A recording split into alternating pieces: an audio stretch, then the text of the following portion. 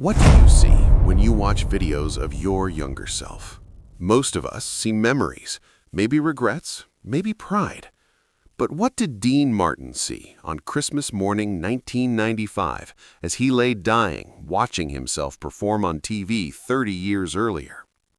According to the only person in the room, he saw a stranger, a fraud, a man he no longer recognized. And what he whispered to that image on the screen, his final words about his own life, will change how you think about fame forever. But there's something the nurse never revealed, something that happened in those final hours that she kept secret for 28 years, until now. December 25th, 1995, the house on Linden Drive. Christmas Day, while millions of families across America were opening presents, sharing meals, and celebrating together, Dean Martin was dying alone in his bedroom in Beverly Hills. He was 78 years old. His body was failing. Emphysema had destroyed his lungs from decades of smoking. His heart was weak. His kidneys were shutting down. The doctors had told his family weeks earlier that it was only a matter of time. But Dean Martin wasn't ready to die yet, not because he wanted to live. By 1995, Dean had been ready to die for 8 years, ever since his son Dean Paul had been killed in that plane crash in 1987. Dean had spent those 8 years in a kind of slow-motion suicide. He stopped performing. He stopped seeing friends. He drank. He smoked. He waited for death to come. And on Christmas morning 1995, death was finally knocking at the door. The only person with him that morning was a private duty nurse named Margaret Chen. She was 52 years old, a widow, a mother of 2, and a woman who had spent her entire career caring for dying patients. She'd seen hundreds of people pass away, but she would later say that Dean Martin's death was the one that stayed with her forever. What Margaret Chen never told anyone, what she's only now revealing in 2023 at age 80, is that she wasn't supposed to be there that Christmas morning. The nurse who shouldn't have been there. 3 days before Christmas, Margaret was supposed to finish her assignment with Dean Martin. Her agency had scheduled her for Christmas Day with another patient, a wealthy tech executive in Malibu. The pay was double. Her daughters had begged her to take it. They needed the money. But on December 22nd, something happened that changed Margaret's mind. Dean had been having a particularly difficult night. He couldn't breathe. He was panicking. Margaret sat with him for 3 hours, holding his hand, talking him through the fear. At 2 a.m., when he finally calmed down, Dean looked at her with tears in his eyes. "I don't want to die alone. Not like this. Not on Christmas." "Your family will be here," Margaret assured him. Dean shook his head weakly. "They'll come on Christmas Eve, but Christmas Day, they have their own families now, their own kids. I already told them to stay home. I don't want to ruin their Christmas watching their old man die." "Mr. Martin." "Dean, please, when you call me Mr. Martin, I feel like my father." "Dean," Margaret said gently, "you won't be alone. The agency is sending another nurse for Christmas Day." Dean's face fell. "Someone new? Someone who doesn't know me?" Margaret saw something in his eyes then. Not fear of death, fear of dying with a stranger, fear of his final moments being clinical, impersonal, alone. That night, after Dean fell asleep, Margaret called her supervisor. "I'm staying with Dean Martin on Christmas Day. I don't care about the other assignment." "Margaret, the other patient is paying triple your rate." "I don't care. Dean Martin is dying, and he shouldn't die with a stranger." Her supervisor tried to argue, but Margaret had already made her mind. She called the wealthy tech executive herself and apologized. Then she called her daughters and told them Christmas would be at the hospital this year, meaning she wouldn't be there at all. Her younger daughter cried, "Mom, you always do this. You always choose your patients over us." Margaret's heart broke, but she'd made a promise to a dying man, and unlike Dean Martin, she wasn't going to break her promise. Christmas morning, 6 a.m. Margaret arrived at Dean's house at 6 a.m. The house was quiet. Dean's family had visited on Christmas Eve, his daughter Dina, his son Richie, and a few grandchildren, but they weren't staying overnight. Dean insisted. "Go home to your families," he told them. "I'll be fine." They knew what he really meant. He wanted to be alone. When Margaret entered Dean's bedroom, she found him awake, sitting up slightly in bed, propped up by pillows. His breathing was labored, each breath a struggle, but his eyes were alert. He was watching television. "Good morning, Mr. Martin. Merry Christmas." Dean turned his head slightly and gave him a weak smile. "Merry Christmas." His voice was barely above a whisper, raspy from the damage to his lungs. Then he noticed something. "You're here. You came." "Of course I came. I thought you had that other patient, the rich guy in Malibu." Margaret sat down in the chair next to his bed. "I decided I'd rather spend Christmas with you." Dean's eyes filled with tears. "You didn't have to do that." "Yes," Margaret said, "I did." They sat in silence for a moment. Then Dean whispered, "Thank you.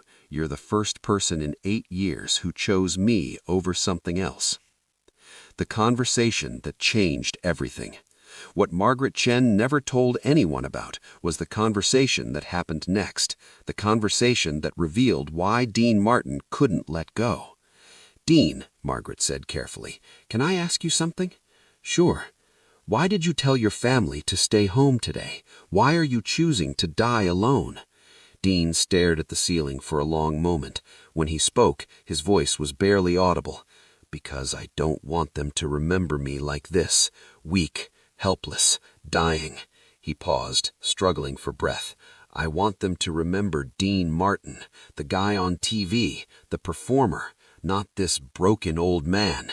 "Dean, they love you." "They love Dean Martin," he interrupted. "The character, the persona. But the real me, Dino Corchetti, I'm not sure they ever knew him. I'm not sure I ever let them." Margaret leaned forward. "Is that why you're watching your old shows? To remember Dean Martin?" Dean shook his head slowly. "No, I'm watching to say goodbye to him, to tell him I'm sorry for what I did to Dino Crocetti, for sacrificing him at the altar of fame." "What do you mean?" Dean took several labored breaths before answering. "When I was young, maybe 19 or 20, I made a decision. Dino Cuccetti wasn't good enough, not for Hollywood, not for success, so I buried him. I created Dean Martin, smooth, cool, effortless, everything Dino wasn't." "But "You were successful." "Dean Martin was successful," he corrected. "Dino Crocetti was just along for the ride. And you know what? Dino Crocetti hated every minute of it. He wanted to be home with his kids. He wanted to answer that phone call from his son. He wanted to be real, but Dean Martin wouldn't let him." Margaret felt tears forming in her eyes. "Dean, you're being too hard on yourself." "Am I?" Dean's voice cracked. "My son called me 8 hours before he died. 8 hours. He wanted to talk, really talk, but I was getting ready for a show. I told him I loved him and I'd call him tomorrow." He paused, his whole body shaking. "There was no tomorrow, and you want to know the worst part? When I got the news that he was dead, my first thought wasn't grief. It was, how am I going to perform tonight? That's who Dean Martin made me, a man who thought about the show before his own son's death." The hidden truth about Dean Paul. Here's what Margaret Chen never revealed, what she learned that Christmas morning that changes everything we know about Dean Paul Martin's final years. Dean Paul Martin didn't just die in a plane crash, he died trying to prove something to his father. "Dean," Margaret said gently, "tell me about your son. Really tell me." Dean stared at the television where his younger self was performing. Then he started talking, and what he said broke Margaret's heart. "Dino, my son, we called him Dino too. He wanted to be a pilot his whole life. Air Force, fighter jets. I thought it was too dangerous. We fought about it constantly. I wanted him to be in entertainment like me, safe, comfortable." Dean paused, gasping for air. But he didn't want to be like me. He said, "Dad, I love you, but I don't want to spend my life pretending to be someone I'm not." He meant it as a compliment, but I took it as an insult. I told him he was wasting his potential, that flying planes was beneath a Martin. Margaret waited, knowing there was more.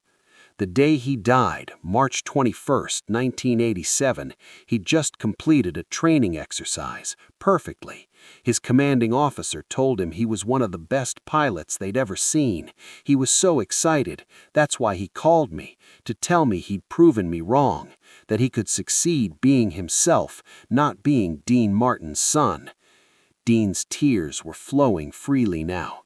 And here's what I never told anyone. The investigators found his flight recorder. In the last 30 seconds, when he knew he was going down, he said 3 words, "Tell Dad sorry." "Sorry for what?" Margaret gasped. "For not being good enough, for disappointing me by choosing the Air Force over entertainment. My son died thinking he'd failed me, when the truth is, I failed him every single day of his life."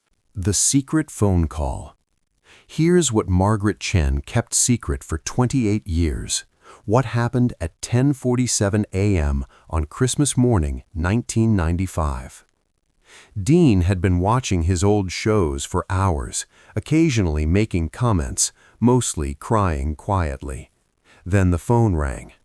Margaret moved to answer it, but Dean stopped her. "Let the machine get it." The answering machine clicked on. Dean's recorded voice, "You've reached Dean Martin. Leave a message." Then a woman's voice, shaky and tearful. "Dad, it's Deanna. I know you said to stay home, but I'm coming over. I don't care what you say. You shouldn't be alone on Christmas." Dean's face crumpled. "No," he whispered. "Please don't come. Please." Margaret was confused. "Dean, why don't you want your daughter here?"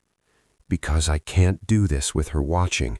I can't tell Dean Martin goodbye with my daughter in the room. She needs to remember her father as strong, as Dean Martin, not as this." The answering machine beeped. The message was over.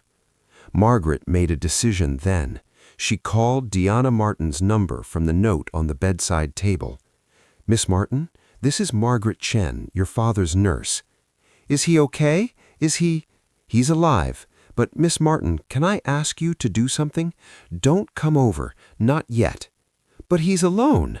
"He's not alone. I'm with him, and he needs this time. He needs to make peace with something before he can let go." There was a long pause. Then Deanna said, "Make peace with what?" Margaret looked at Dean, who was watching her with desperate eyes. "He needs to make peace with Dean Martin, the character he created, the persona that took over his life. He needs to say goodbye to that before he can say goodbye to you." Deanna was crying now. "Is he suffering?" "Not physically, but emotionally, yes. He's suffering because he loves you all so much, and he thinks he failed you." "He didn't fail us." "I know that. You know that. But he doesn't know that. And, Miss Martin, I think in his final hours, he needs to believe his own truth, even if it's painful. Does that make sense?" Deanna was quiet for a long time. Then she said, "Tell him I love him. Tell him he was a wonderful father. Tell him Dean Martin and Dino Crocetti are both loved equally." "I will. And, Margaret, thank you for being there. Thank you for not letting him die with a stranger." After Margaret hung up, Dean looked at her with tears streaming down his face. "What did she say?" Margaret told him, every word. Dean sobbed. "I don't deserve her. I don't deserve any of them." "Maybe not," Margaret said gently, "but they love you anyway. That's what family means." The final hours. What really happened. At noon, Dean's condition stabilized briefly. It was like his body was giving him time to finish whatever he needed to finish. Margaret sat beside his bed, holding his hand. Dean was watching a Christmas special from 1968. Young Dean was singing White Christmas with Bing Crosby. "Margaret, Dean whispered. Yes? Do you believe in heaven? Margaret thought carefully before answering. I believe in something after this, yes. What do you think happens to people like me, people who spent their whole lives lying? You weren't lying. Yes, I was, Dean interrupted. Every time I went on stage and pretended to be that cool, effortless guy. Every time I chose the performance over my family. Every time I smiled when I wanted to cry, I was lying. Margaret squeezed his hand.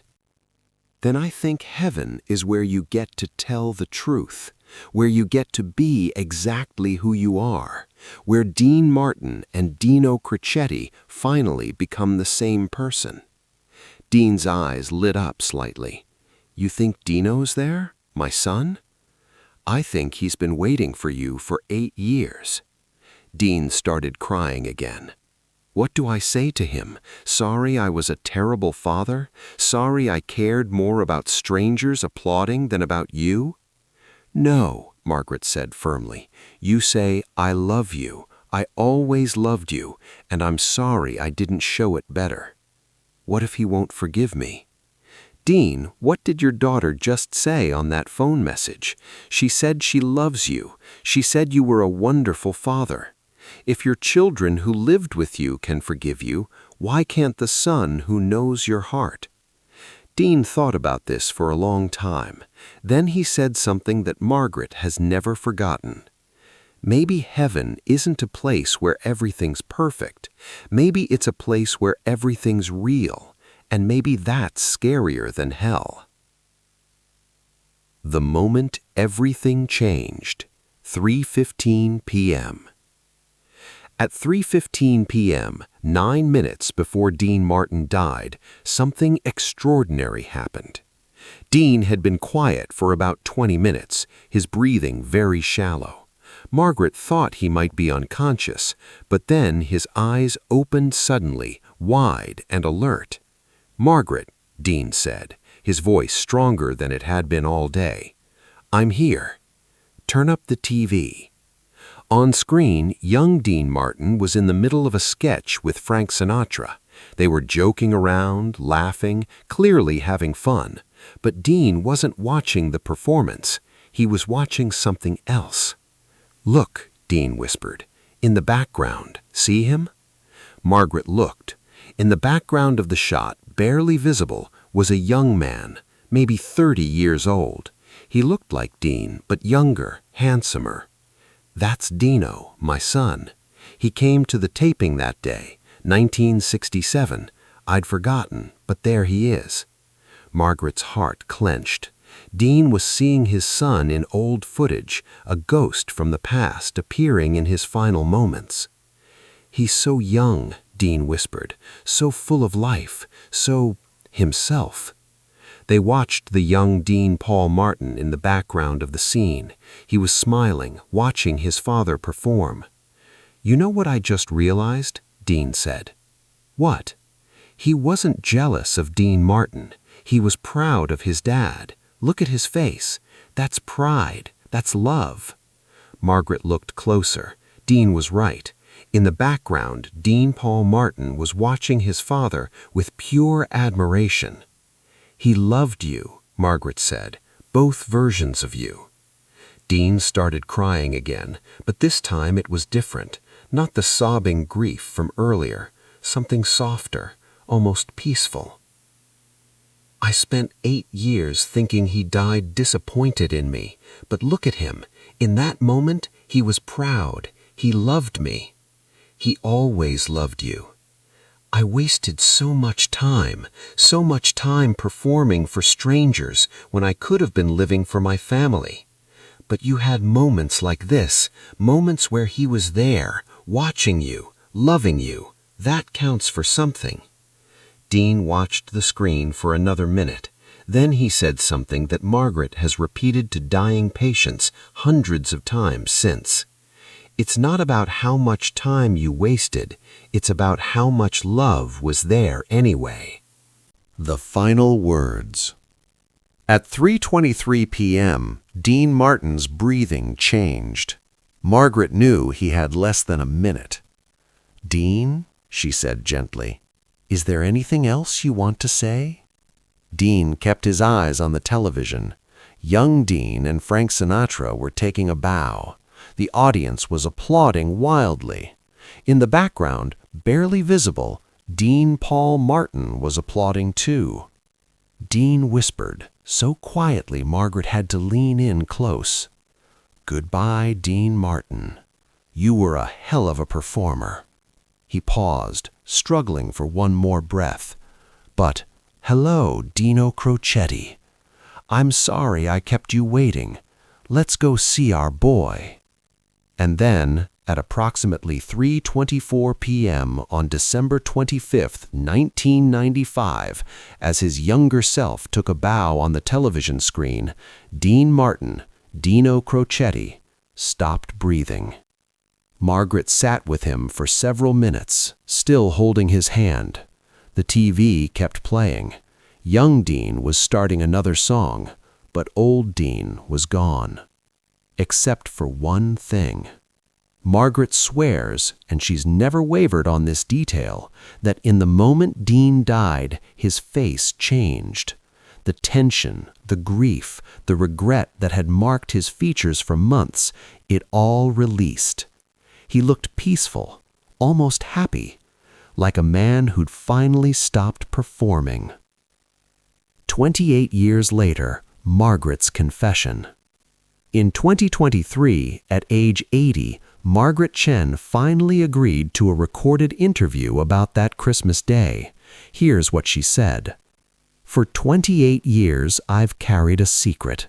Not about what Dean said or did, all of that I've shared, but about what I felt. When I chose to stay with Dean that Christmas, I missed my own daughter's Christmas. They were angry. My younger daughter didn't speak to me for 2 years. She said I always chose my patients over my family. She was right. After Dean died, I went home that night and broke down. Not just because I'd watched a man die, but because I realized I'd made the same mistake Dean Martin made. I'd chosen the performance, being the perfect nurse, the compassionate caregiver, over my actual family. My daughters needed me, and I wasn't there. So here's the truth about Dean Martin's final Christmas that nobody talks about. His story didn't just affect him, it affected me. It affected everyone who heard it and recognized themselves in it. We all perform. We all create versions of ourselves that we think the world wants to see. And we all, in small ways, sacrifice the real us for the performed us. Dean Martin's tragedy isn't unique, it's universal. The only difference is that he had to face his truth while dying on Christmas, alone, watching his younger self on the television. Most of us don't get that kind of clarity until it's too late. I got lucky. Dean's death woke me up. I reconciled with my daughters. I learned to stop performing perfect nurse and started being imperfect mom. But Dean Martin never got that chance. And that's what still breaks my heart 28 years later. The life lesson, the cost of performance. The story of Dean Martin's final Christmas is not a comfortable one. It doesn't have a happy ending. It doesn't give us closure or peace. It gives us truth. The truth that fame and success don't protect you from loneliness. That you can have the whole world's love and still feel unloved. That you can achieve everything and still die full of regrets. But there's another truth, a harder truth. Dean Martin made a choice. He chose Dean Martin over Dino Crocetti. He chose performance over presence. He chose applause over authenticity. And that choice killed something inside him long before his body stopped breathing. But here's what gives me hope. In his final 9 minutes, Watching his son in the background of that old video, Dean Martin found something he'd been looking for his whole life: permission to be both. Not Dean Martin or Dino Crocetti, but Dean Martin and Dino Crocetti, the performer and the person, the legend and the dad, the star and the human. He died believing his son loved both versions of him, and maybe in that moment he learned to love both versions of himself. If you're reading this story, you're probably performing right now, being who you think you need to be, wearing the mask that gets you through the day. And that's okay. We all do it. We all have to. But Dean Martin's Final Christmas is a reminder: don't let the performance become the person. Don't sacrifice so much of yourself to the mask that when it's time to take it off, there's nothing underneath. Be present with the people who love you. Answer the phone calls. Go to the birthday parties. Miss the show if you have to. Because in the end, when you're lying in bed watching your life flash before your eyes, the performance won't matter. The applause won't matter. The success won't matter. What will matter is whether you loved and were loved, whether you were present, whether you were real. Dean Martin died on Christmas Day, 1995, but according to him, he died 8 years earlier when his son died. The tragedy isn't that it took him 8 years to realize what mattered. The tragedy is that he realized it 9 minutes before he died. Don't wait that long. Take off the mask. Be yourself.